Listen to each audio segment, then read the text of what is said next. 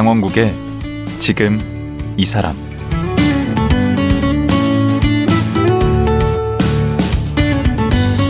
안녕하세요, 강원국입니다.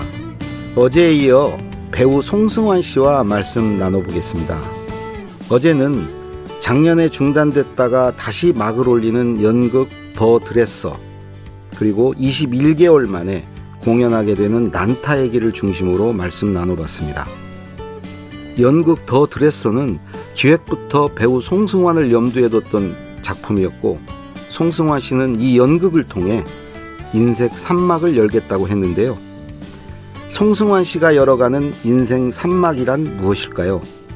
오늘 하루 더 말씀 나눠보겠습니다. 송승환 씨 만나보죠.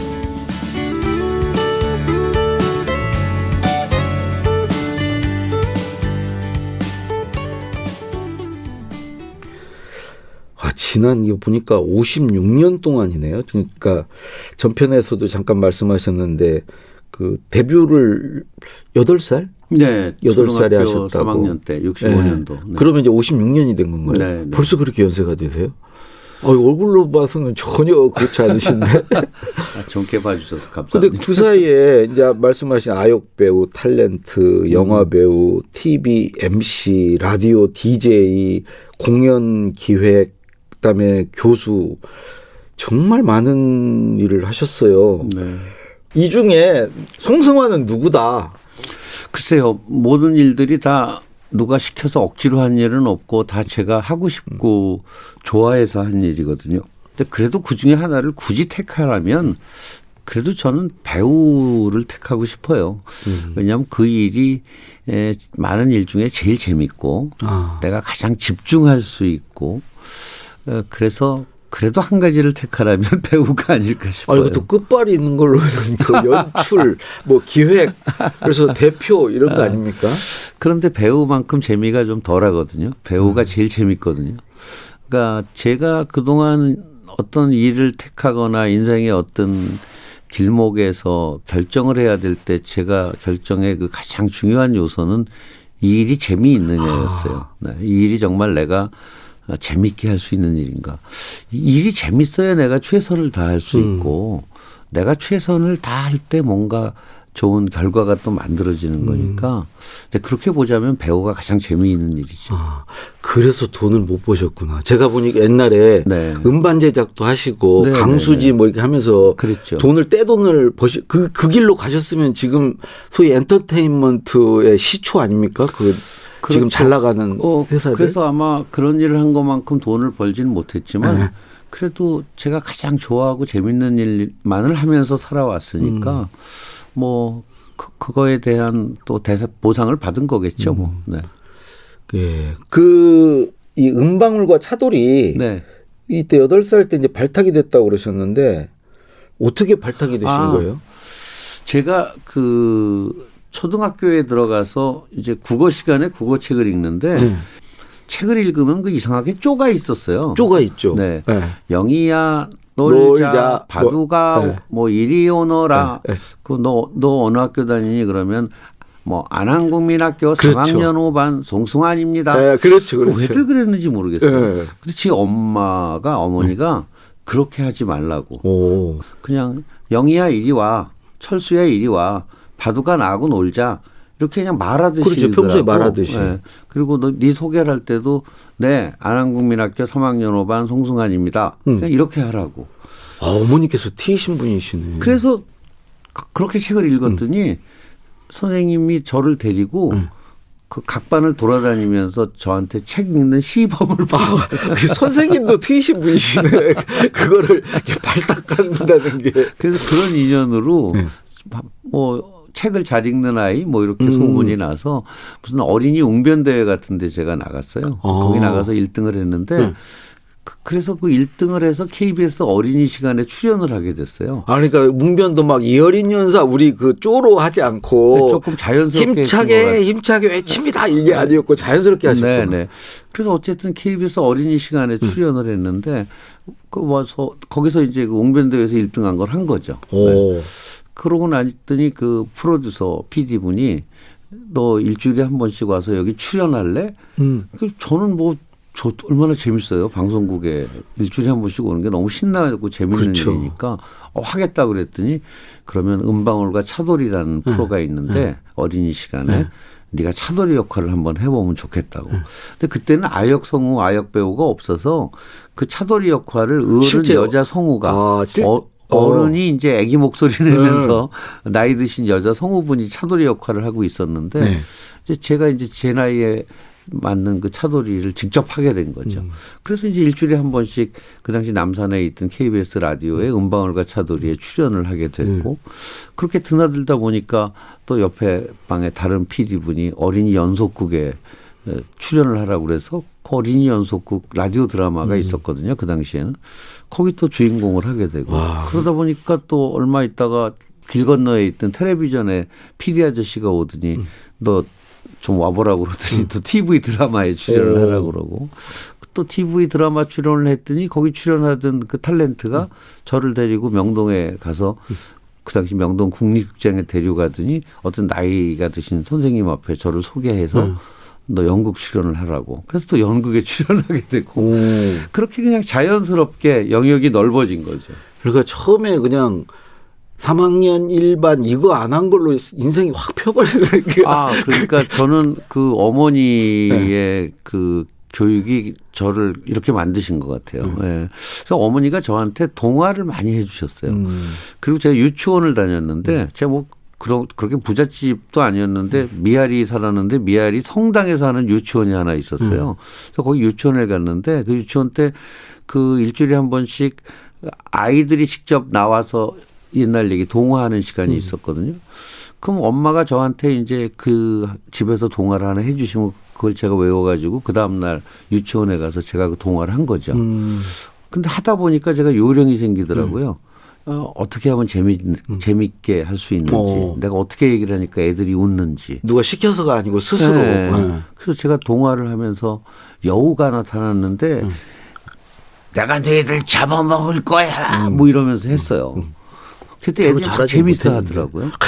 그래서 저는 저의 연기는 유치원에서 끝났어요. 연기 훈련이. 그리고 이제 그 다음에 이제 그 저는 기억나는 게 이제 여로. 네, 72년도. 그 72년에 했던 겁니까? 네. 그때가 나이가 그러면 어떻게 고1 되시나요? 때. 고1 때. 네. 그게 그렇게 오래 안 했더라고요. 요즘에 보니까 그 강연 그렇죠. 기간이 한 100회, 120회 그럼 이 정도일 그게 거예요. 일일 드라마였잖아요. 네. 근데 뭐 그 엄청난 지금 우리나라에서 드라마가 생기고 지금까지 그렇게 아마 시청률이 높았던 드라마는 없을 거예요. 그 당시 시청률 조사가 제대로 안 됐지만 조사를 했다면 거의 뭐 100%에 가까운. 그 택시 운전사들이 영업용 택시 운전사가 차를 다 세워놓고 전파사 앞에서 그거 봤대요. 그 맞아요. 시간에. 그 지방 영화관에서는요. 영화 하다가 영화 중단하고 로비에 나와서 그 텔레비전으로 열어보고 다시 들어가서 영화 봤다고 그래요. 그러니까 안 그러면 영화관에 손님이 안 오니까 그 시간에. 네. 저는 그때가 이제 초등학생이었는데 네.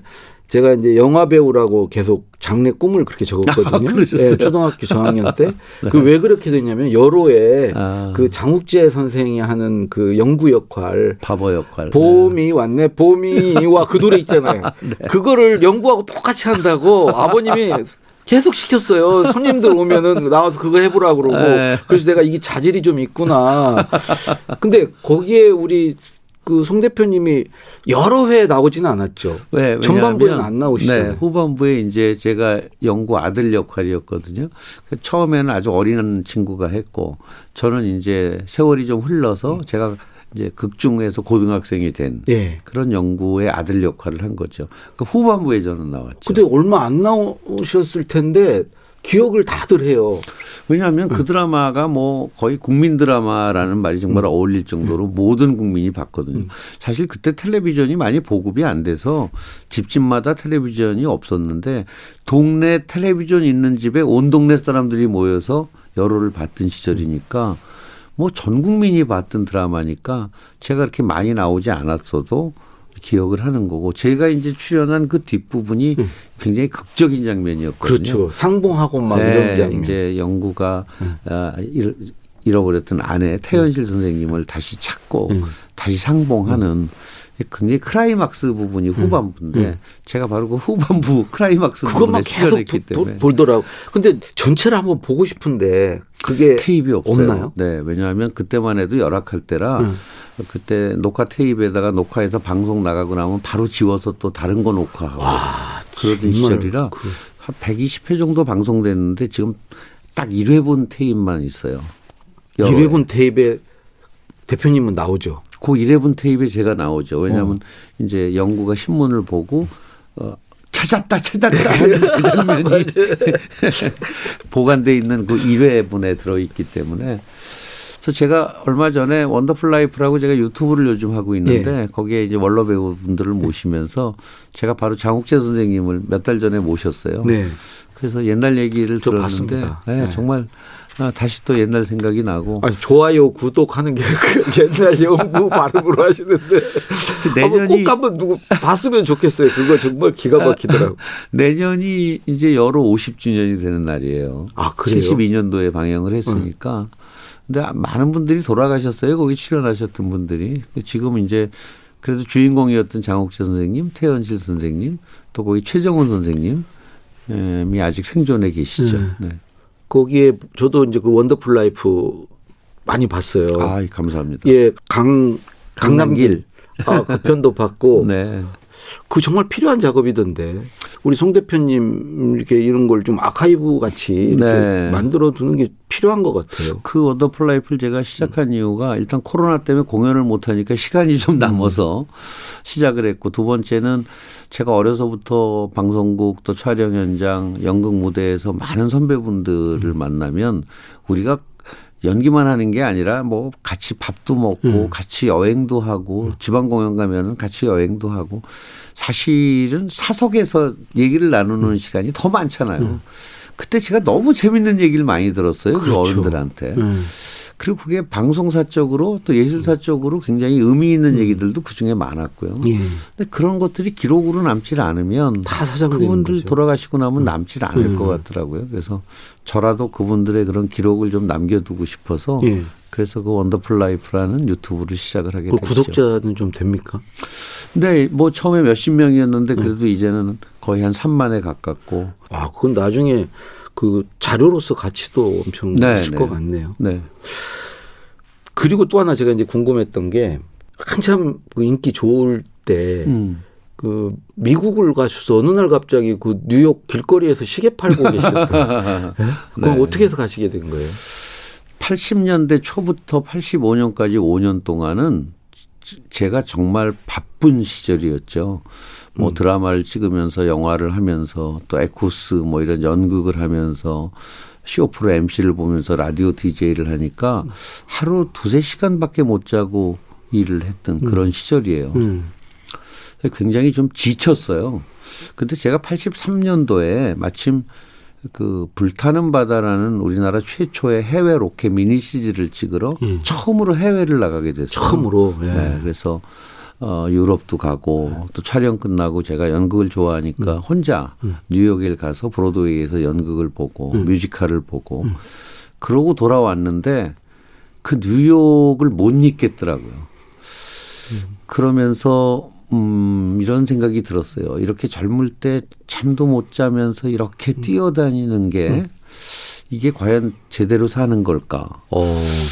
이거보다는 이 시기에는 이 젊은 20대인데 그때가 더 많은 걸 보고 느끼는 게 돈을 버는 것보다 더 가치 있는 일이 아닐까? 뭐 그런 생각을 제가 했던 것 같아요. 가진 거 내려놓기가 쉽지 않았을 것 같은데. 네, 그런데 그 문화적 그 차이가 너무 컸거든요. 그 당시에 뉴욕과 서울이. 그 충격이 너무 크니까 그런 걸 다 내려놓고라도 뉴욕에 가서 몇 년 살고 싶다라는 생각이 더 강했던 거죠.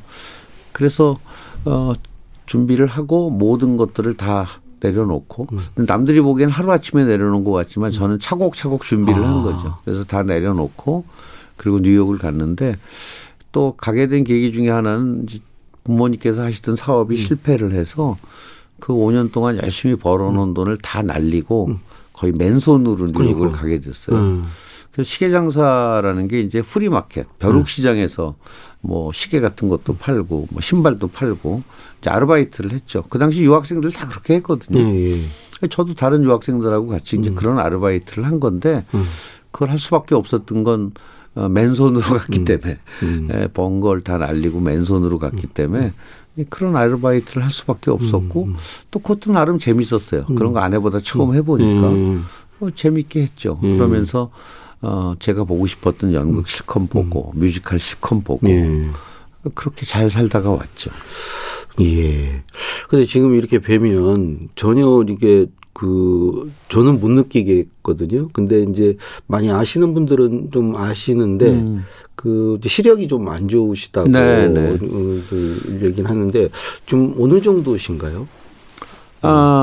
죄송하지만 제가 지금 강 선생님 얼굴은 안 보이거든요. 아, 그래요? 네. 그냥 보고 있는 거예요. 아, 그래요? 그렇게 이게 보이는 것처럼 이렇게 보시는 아니, 저는 전혀 못 느꼈는데. 뭐 안 보인다고 딴 데 볼 수는 없잖아요. 예. 그래도 제가 여기 있는 건 보이시는 그건 알죠. 거죠? 네, 예. 그건 아는데 이제 눈, 코, 입은 안 보이죠. 언제부터 그러신 거예요? 평창 올림픽을 끝내고 그해 여름부터 이제 나빠지기 시작했어요. 예. 그래서 한 6개월 동안 굉장히 빠른 속도로 나빠졌는데 그래도 정말 불행 중 다행인 것이 2018년 겨울에 이제 나빠지던 게 멈췄어요. 아, 다행이네요. 네, 그래서 더 이상 나빠지진 않고 아, 있고요. 그래요? 네. 이제 그 이후에 한 2년 동안 세월 동안 제가 이제 나쁜 눈을 가지고도 일을 할 수 있기 위해서 뭐 여러 가지 방법들도 좀 개발을 하고 또 많이 익숙해졌어요. 안 보이는 거에. 그러니까 제가 여기서 강 선생님 얼굴이 안 보이지만 뭐 별로 우리가 얘기하는데 별 지장 없잖아요. 전혀 못 느끼겠어요. 네. 그러니까 익숙해진 거죠. 안 보이는 거에. 그래서 뭐 이제는 뭐 그냥 일을 하는데 크게 불편함 없이 이제 일을 할 수 있을 정도가 됐어요. 그래도 뭐 이렇게 대본 같은 거 이렇게 그건 못 보죠. 하려면. 못 보니까 다 들어요. 근데 요즘 이제 IT 기술이 워낙 좋아져서 뭐 다 들을 수 있거든요. 가령 뭐 원고 같은 것도 저희가 스캔을 떠서 다 들을 수 있고요. 또 책도 거의 모든 책들이 다 요즘 전자책으로 나오니까 들을 수 있고 전자책으로 안 나오는 책도 제가 꼭 봐야 될 책은 이제 스캔을 떠서 들을 수 있고 또 뭐 요즘 다 스마트폰 갖고 다니는데 여기 문자 메시지, 카톡 이거 다 들을 수 있거든요.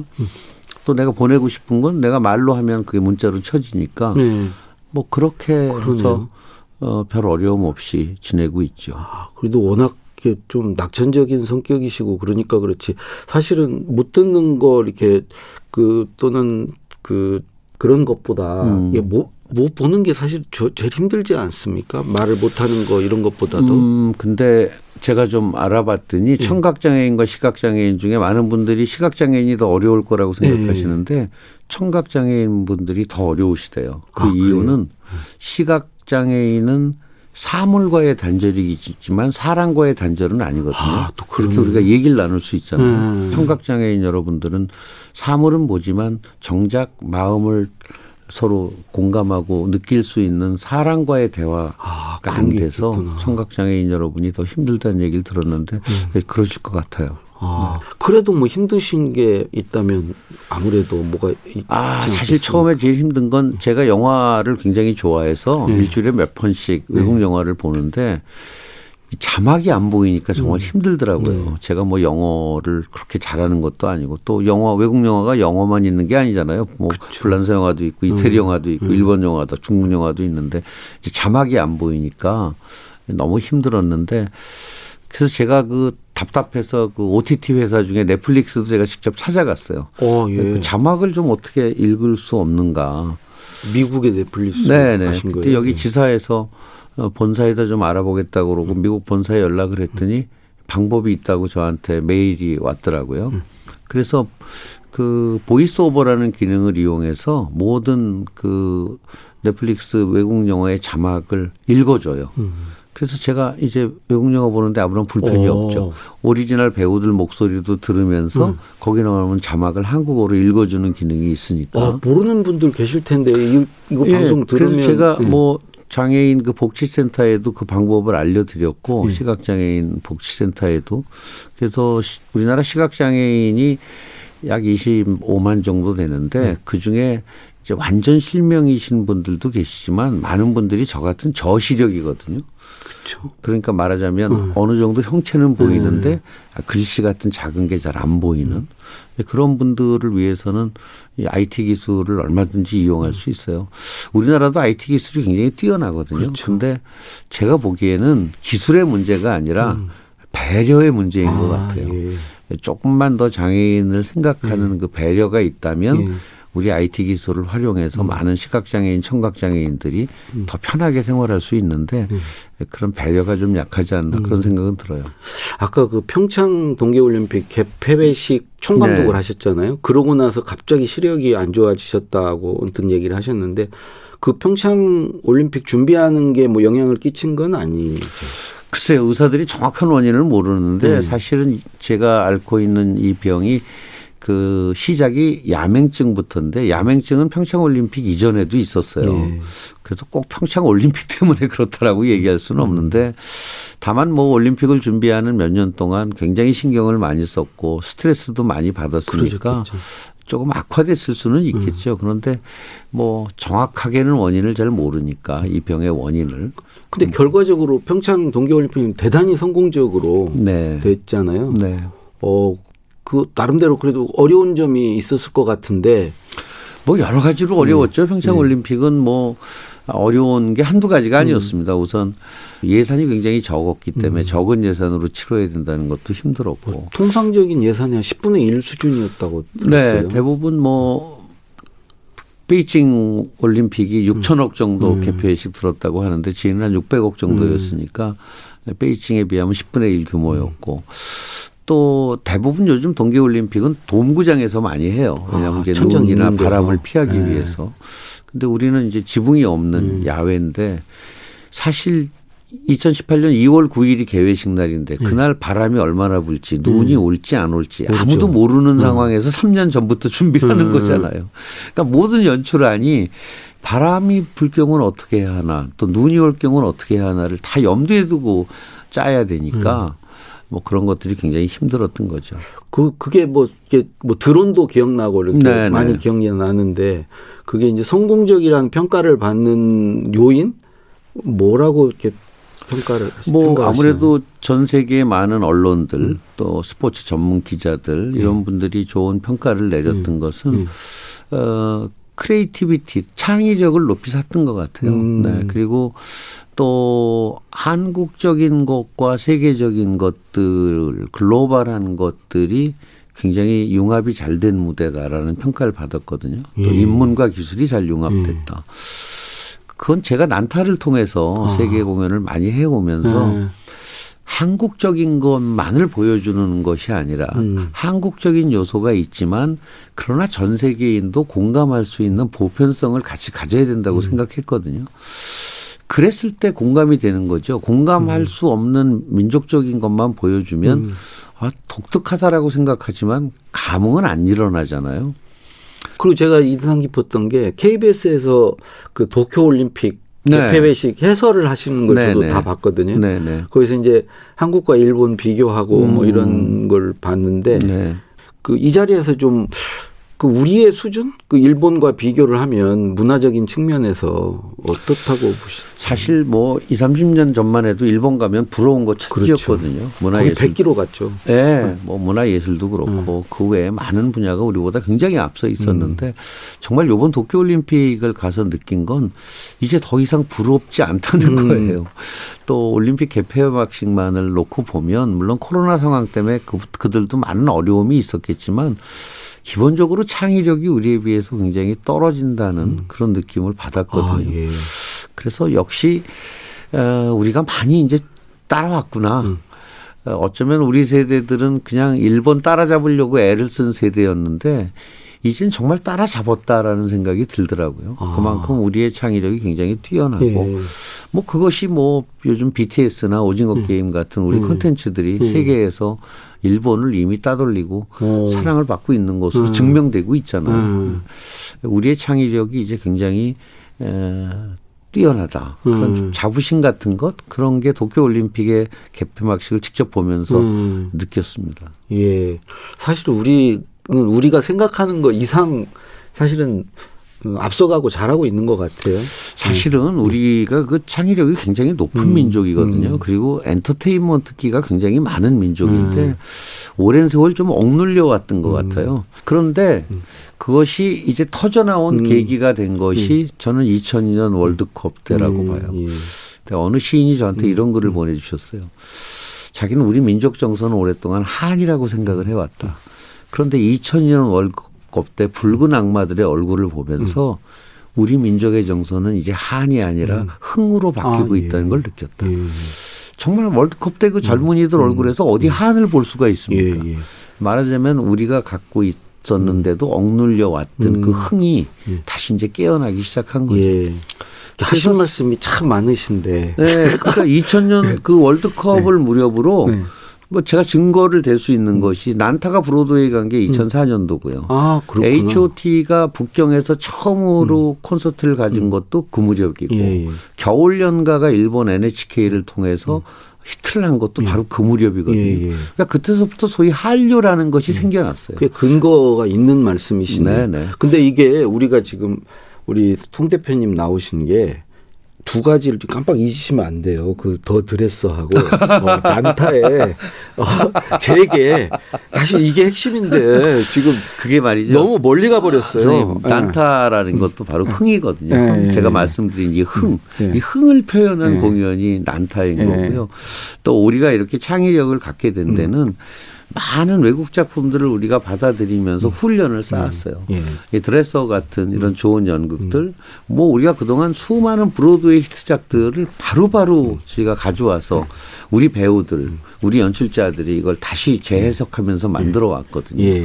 이런 것들이 우리의 융복합적인 테크닉을 발전시킨 거죠. 그래서 결론적으로 우리 더 드레서 그다음에 난타 꼭 한번 감사합니다.